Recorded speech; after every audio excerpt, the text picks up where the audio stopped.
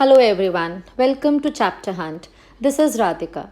Today we will study Class 7 History, Chapter 2 New Kings and Kingdoms.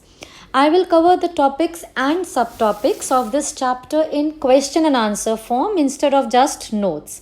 This will help you frame answers for the questions in your exams better. Now let's get started. This chapter tells us about the period from 7th century to 12th century. There were many changes in the 7th century. There were many new dynasties that emerged. So, उसी basis पे we have our first question. Which new dynasties emerged after the 7th century in the subcontinent? तो अब question में जो भी terms आते हैं, you should be very clear. उसके मतलब आपको पता होना चाहिए. Now, let's say dynasties. What do you mean by dynasty? Dynasty is a family of rulers who have ruled over a country over a long period of time.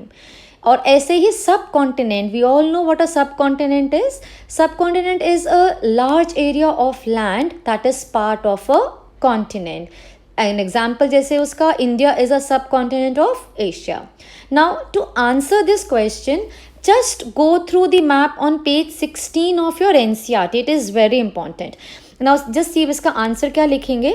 Many new dynasties emerged between the 7th and the 12th centuries like Gurjar Pratiharas. If you see in the map, आप इनको middle में पाओगे जहाँ पे and they have mostly ruled over Western India. Then comes Rashtrakutas. ये जो है they have ruled जो कि हमारा आज का present Maharashtra. Then you will find Palas in the Bengal side. Then Cholas. Cholas will be towards the south. And then we have Chahamanas और चौहान्स, ये आपको मिलेगा राजस्थान वाले साइड में. सो जस्ट अभी you have to name the dynasties इसके बारे में. I just have to explain you so that अगर मैप में मार्क करने को आए you know that which area they had ruled, right. Now coming to next question, who were samantas? What service did they provide to the existing Kings? Samantas were big landlords or warrior chiefs in different regions of the subcontinent. Samantas कौन थे? Big landlords, zamindars, और warrior chiefs. Warrior chiefs, what do we mean by warrior chiefs? Warrior एक soldier, chief जो कि main, so जैसे आप समझो सेनापति. In different regions of the subcontinent. और सेकेंड दे पॉइंट में आप लिखोगे existing kings considered them as their subordinates. जो भी राजा थे, राजा के अंडर ये सबऑर्डिनेट की तरह से उनके काम करते थे. And now the second part of this question, what service did they provide to the existing king? क्या सर्विस प्रोवाइड करते थे? Again we will write in points form. First, they brought gifts for the kings or overlords. Second, they remained present at their courts. Third, they provided them with military support. So basically, what did Samantas do? Samantas used to collect taxes from the area, and from that money, they used to provide military support whenever the king required, and they also used to get gifts for them. Right? Now, coming to our next question, what do you mean by महासामंता और महामंडलेश्वरा? ये आपका MCQ में या match the following में भी ये question आ जाता है. अब इसमें है क्या? The samantas who gained power and wealth declared themselves as mahasamanta और mahamandaleshvara, that is the great lord of a circle और a region. What actually started to happen was that many as the Samantas over time gained lot of power and wealth. As a result, they used to declare themselves as महासामंतास. मतलब जब सामंतास थोड़े से strong होने लग गए, उनके पास power आ गया, उनके पास मनी आ गया, they started separating themselves from the king. King से अलग होके वो खुद को ही एक बड़े हाई साउंडिंग टाइटल्स देने लग गए, और यही टाइटल्स हैं जैसे कि महासामंता बोलने लगे अपने आप को या महामंडलेश्वरा बोलने लगे. Now next question is who was दंती दुर्गा? अब इसमें जैसे अगर ये दो क्वेश्चंस हैं, दो तीन क्वेश्चन इसके जैसे अभी कंटिन्यूटी में आएंगे. I'll just explain you a brief story regarding this. Who was Danti Durg? Danti Durga was a Chalukya जो कि किसके अंडर? एक सामंत था. दंती दुर्गा चालुक्य के अंडर एक सामंत था, राइट. और over this time Danti Durga became very powerful. और he fought a battle with the Chalukya overlord, जो उसके चालुक्य था उससे इसने दंती दुर्गा ने बैटल फाइट किया. Danti Durga won the battle and he became the founder of the Rashtrakuta dynasty. तो बेसिकली ये एक एग्जाम्पल है जिसमें कि सामंता ने अपने ओवरलॉर्ड को ओवरथ्रो करके खुद पार में आ गए. बट एक जो चीज़ दंती दुर्गा के साथ थी कि he was not a Kshatriya by birth. तो what did he do? He performed एक रिचुअल जिसका नाम था हिरण्यगर्भा. एक रिचुअल का मतलब भी और नो, कोई हवन, कोई यज्ञ, कोई ऐसा करा, एक ऐसा रिचुअल करा जिसको करने से ये माना जाता था कि अगर आप वो रिचुअल कर लेते हैं तो even if you are not a Kshatriya by birth, आप एक ब्राह्मण की तरह से ही रहोगे, मतलब एक क्षत्रिय बन जाओगे. तो इस रिचुअल को बोलते थे Hiranyagarbha. Now you read this question and answers, आपको समझ में आएंगे. जैसे who was Danti Durga? Danti Durga was a Rashtrakuta chief who turned to be a Kshatriya after performing a ritual known as Hiranyagarbha. तो अब हमने समझ लिया कि हाँ, दंती दुर्गा राष्ट्रकूटा चीफ था जो क्षत्रिय बाय बर्थ नहीं था. और वह क्षत्रिय कैसे बना? एक रिचुअल परफॉर्म करके, जो कि रिचुअल बोला जाता है हिरण्यगर्भा. Now next, what happened when Samantas gained power? अभी हमने ये पहले करा हुआ है. Now just लिखना कैसे है? Go through this. अगर आपका छोटा को मतलब कम मार्क्स का आता है, राइट शॉर्ट आंसर. अगर आपको लगता है इट इज़ लाइक 3 मार्क्स का आंसर और 4 मार्क्स का answer, you have to combine this. 2-3 questions को कंबाइन करके related and then you can form a new answer for that. It all depends upon your marks, कितने marks का question पूछा जा रहा है. When Samantas gained power and wealth, they declared themselves to be Mahamandaleshwara, Mahasamanta, that is, the great lord of a circle or region. Sometimes they claimed their independence from their overlord. यही मैंने आपको बताया कि कई बार जो सामंतास powerful हो जाते थे, स्ट्रॉन्ग हो जाते थे, वो अपने आप को किंग से अलग कर लेते थे. इसका एक एग्जाम्पल है, इन the mid 8th century, Danti Durg, a Rashtrakuta chief, overthrew his Chalukya overlord and performed a ritual called Hiranyagarbha, meaning the golden womb. हिरण्यगर्भा का एक, अगर आपको बोले कि इस वर्ड का मतलब क्या होता है, तो उसका मतलब है गोल्डन वूम, जैसे कि कहते हैं सोने की गोद से पैदा होना.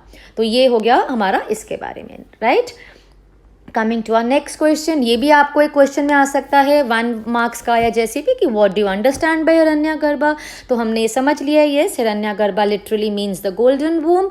This ritual was done in order to transform one's identity as a Kshatriya even if one is not by birth. तो ये हुआ हिरण्यगर्भा का, लिटरली इस वर्ड का मीनिंग है गोल्डन वूम. और ये रिचुअल क्यों करा जाता था? सो दैट अगर कोई क्षत्रिय बाय बर्थ नहीं है तो वो ये करके ही ट्रांसफॉर्म्ड हिमसेल्फ इनटू अ क्षत्रिय. उसकी आइडेंटिटी क्या हो जाती थी? कि वो क्षत्रिय ही है. और अगर अब आपको एक क्वेश्चन आ जाता है, how did Rashtrakutas gained power and became independent, and if this comes like a 3 to 4 marks of question, what you have to do, you have to combine the answers from question number 5 and 6. पहले आप लिख दोगे कि Rashtrakutas was subordinate to the Chalukyas of Karnataka, right. फिर in the mid 8th century, जैसे हमने बताया, आप इस आंसर में देखो, in the mid 8th century Danti Durga और Rashtrakuta chief overthrew his Chalukya overlord and performed a ritual called Hiranyagarbha, meaning golden womb. फिर आप इसमें कंबाइन करोगे हिरण्यगर्भा का मीनिंग भी, और हमने ऐसे बता दिया कि यस, ये जो इस तरह से इस राष्ट्रकूटा ने गेन करा था power and they became independent. So you cover all in this, जो ये 7th वाले क्वेश्चन में. Coming to our next question, what titles were adopted by the kings? Kings ने क्या क्या title adopt कर लिए थे? Many of the new kings adopted high sounding titles. These titles were Maharaja Adhiraja, meaning great king or overlord of kings. राजा मतलब हर जगह का राजा. फिर एक और टाइटल था Tribhuvana Chakravarti, meaning the lord of the 3 worlds. जैसे अगर हम कई बार आप देखते हो सीरीज में आता है ना, पृथ्वी भी, स्वर्ग भी, पाताल भी, सबका राजा, हर जगह का, त्रिभुवन, हर जगह का राजा. Like they use to give very lofty titles to themself, but actually में ऐसा नहीं था. देखो आगे क्या लिखा है. However they often shared power with their samantas as well as with association of peasants, traders and Brahmins. इसका मतलब क्या हुआ कि एक्चुअली इन्होंने जो अपने आप को इतने लॉफ्टी टाइटल्स दे दिए, they were all false claims. Why? Because the king he had to share power, वो अपना पावर किसके साथ शेयर करने लगा था, सामंतास के साथ, बिकॉज सामंतास पावरफुल हो रहे थे. तो ये जो किंग था, now they use to share their power with peasants, traders, Brahmins. तो मतलब एवरीवेयर राजा की मर्जी अब नहीं चल रही थी. All these are becoming powerful, peasants, traders, Brahmins. तो despite that they are giving very high sounding titles to them, actually this claims were all false. तो इसमें आपको ये भी याद रखना है, महाराजाधिराजा का मतलब क्या होता है. ये अलग से भी इसके अंदर एक MCQ fill in the blank बन सकता है. महाराजाधिराजा का मैच में आ जाए मीनिंग इज ग्रेट किंग या ओवरलॉर्ड ऑफ किंग्स. अगर त्रिभुवन चक्रवर्ती कहा जाए तो यू शुड रिमेंबर कि this means lord of the 3 worlds. Now, question number 9. Which 2 Brahmins gave up their traditional professions and took to arms?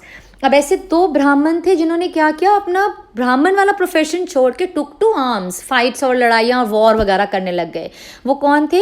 कादम्बा Mayura Sharman and Gurjara Pratihara Harichandra were the 2 who gave up their traditional professions and took to arms. और उन्होंने क्या किया? They established their kingdom in Karnataka and Rajasthan respectively से मतलब आपको समझ आना चाहिए अगर ये फिल इन द ब्लैंक या मैचिंग में आए कि कर्नाटका में किसने अपना किंगडम बनाया, कादम्बा मयूर शर्मन ने, और राजस्थान में किसने बनाया, जो बाद में लिखा है गुर्जर प्रतिहारा हरिचंद्रा. सो दस ये 2 नाम आपको किसी तरह से आ सकते. 2 ब्राह्मण्स के नाम बताओ, या कादम्बा शर्मन ने कहाँ पे किया, उसने कर्नाटका में किया, और गुर्जर प्रतिहारा हरिचंद्र ने कहाँ पे बनाया, राजस्थान में बनाया. तो एक ही क्वेश्चन से you should be able to answer 2-3 questions. Fill in the blank, match the following, कुछ भी आपको पता होना चाहिए कि इसमें से ही आंसर्स निकल जाते हैं. Now our next question is what was called rent. Rent क्या होता था? Resources obtained from the producers were called rent. जो भी अगर हमारा यहाँ से जो producers हैं जो हमें दे रहे हैं resources, वहाँ से हमें पैसे मिल रहा है, उसको हम rent बोलते हैं. जैसे कि peasants दे रहे हैं, cattle keepers दे रहे हैं, artisans दे रहे हैं. every state से revenue collect करा जाता था in the form of tax. अब peasants हो गए, किसान हो गए, cattle keepers मतलब जो गाय वगैरह रखते थे, artisans जैसे में artisans में कौन कौन आ जाता है, जैसे कि पेंटर्स, कोई गोल्ड का काम करता है, लोहे का काम करता है, दे ऑल यूज टू पे टैक्स. और इसी को जो हम रेवेन्यू कलेक्ट होता था उसको हम बोलते थे रेंट. Who paid revenue? अगर इसमें अगर 1 फिल इन ब्लैंक्स में आ जाए, the traders had use to pay revenue. अब एक इसमें क्वेश्चन बनता है, who were the persons who were given the task of collecting revenue. Collect कौन करता था ये revenue? The persons who were given task for collecting revenue were from influential families called revenue functionaries, and positions were often hereditary. In many cases, close relatives of the king held these positions. तो कौन थे the persons किसको ये task किया जाता था? Influential families, मतलब जो कि थोड़ी सी मनी जो कि रिच फैमिलीज में आता था, उनको ये राइट दिया जाता था रेवेन्यू कलेक्ट करने का. और वो वाली फैमिलीज जिसमें कि पोजीशंस क्या थी? हेरिडिटरी का मतलब यू ऑल नो, आज आपके पापा के पास कोई चीज़ है वो आपकी होगी, आपके बाद आपके बच्चों की हो जाएगी. This is all in hereditary. तो रिच फैमिलीज और हेरिडिटरीज में जो पोजीशंस होती थी उन्हीं लोगों को ये टास्क दिया जाता था to collect the revenue. This is very important, ये पता होना चाहिए आपको, ये आ जाता है आंसर्स मार्क करने के लिए कभी. Now what type of taxes were collected by Cholas according to the inscriptions. According to the inscriptions, Cholas used to collect veti, that is a tax in the form of a forced labor, and kadamai, that is tax as a land revenue, and many other taxes. Actually बहुत सारे taxes collect होते थे, many types of taxes were collected. Approximately शायद 400 types of taxes collect होते होंगे, but आपने इन दोनों के लिए मतलब you have to keep in mind these two, these are very important. वेती क्या है? आपको टैक्स मनी के फॉर्म में नहीं देना है, it is in the form of forced labour. Like अगर जिसको जो काम आता है वो वही वाला काम करके उसी फॉर्म में टैक्स पे करता था. और कादमाई इज लैंड रेवेन्यू, मतलब जिस आप लैंड पे रहते हैं उसका आप टैक्स दोगे. तो इस तरह से ये 2 तरह का टैक्स है जो कि आपको बेसिकली बहुत ज़्यादा क्वेश्चन पूछा जाता है कि वेती किस तरह का टैक्स है और कादमाई किस प्रकार का टैक्स है. Now next comes what were the sources of revenue of the Kings. Like अब किंग ने अगर काम करना है तो how does that revenue come from, वो कहाँ से आता था? The resources were obtained from the producers, pageants, cattle keepers, artists. अभी हमने पढ़ा कि इन सबसे इनका टैक्स आता था. They were often forced to surrender part of what they produce. अब जो भी इन्होंने कुछ भी प्रोड्यूस किया दे वो फोर्स्ड, उनको देना पड़ता था, ज़रूरी, without their wish also they had to pay. तो इस तरह से राजा का सारा रेवेन्यू इकट्ठा होता था. And revenue was also collected from traders. तो किंग का सारा काम यहाँ से कलेक्ट होता था, सारा रेवेन्यू इस तरह से कलेक्ट होता था. How were the resources used in the 7th to 12th century? Now, if the king has collected so much of money, where does this money get used? So, the resources obtained were used in the following ways. First, to finance the king's establishment, for the construction of temples and fort, to fight wars, acquisition of wealth in the form of plunder, and access to land as well as trade routes. So ज़्यादातर क्या होता था, king में जो भी finance the Kings establishment का मतलब राज्य में उसने अपने अपने किंगडम में कुछ काम करना है तो उसमें मनी यूज़ होता था. For construction of earlier the kings whenever they use to win, they use to build big big temples. तो जिस राजा के बहुत बड़े बड़े टेम्पल और फोर्ट्स माने जाते थे, वी यूज टू से कि हाँ this king is much more powerful, तो वो ज़्यादातर अपना रेवेन्यू उसमें लगा देते थे. फिर फाइट अगर वॉर्स करेंगे तो obviously you need revenue, you need money for this, आपको रिसोर्सेज वहीं पे यूज़ करने पड़ जाते हैं.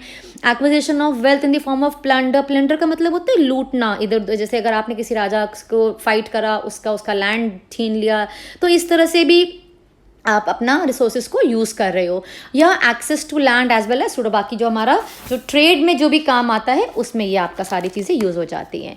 Next comes what were prashastis. Prashastis were the certificates which contained details that might not be literally true.